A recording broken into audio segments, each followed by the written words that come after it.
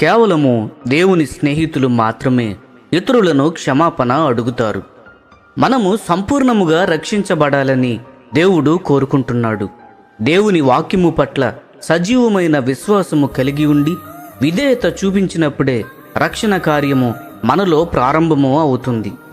ఉదాహరణకు మనము చూసినట్లయితే ఈనాడు ఎంతమంది తమ్మును తాము తగ్గించుకొనుటకు ఆసక్తి కలిగి ఉన్నారని మీరు అనుకుంటున్నారు? లూకాసు వార్త 18:14 గమనించండి.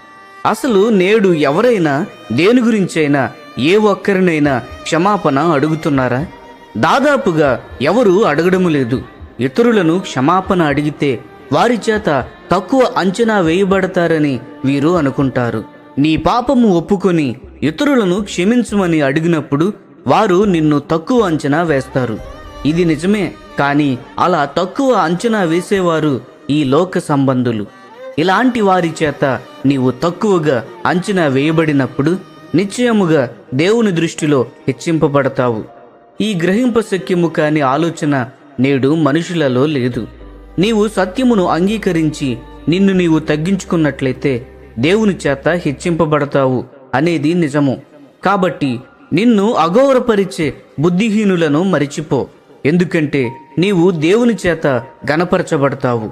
మనకు కావలసినదంతా కూడా ఇదే. నీవు దేవునికి మంచి స్నేహితునిగా ఉండటానికి ఇప్పుడు ఒక్క అడుగు వేశావు.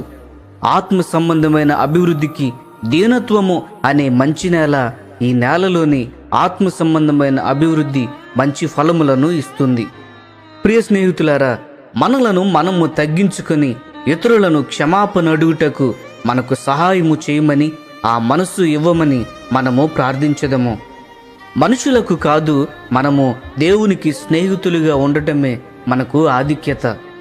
ఈ సందేశములు మీకు ఆశీర్వాదకరముగా ఉన్నట్లయితే లైక్ చేయండి, సబ్స్క్రైబ్ చేయండి, అనేకులకు షేర్ చేయండి. మీ విలువైన అభిప్రాయములను కామెంట్ రూపంలో మాతో పంచుకొనండి.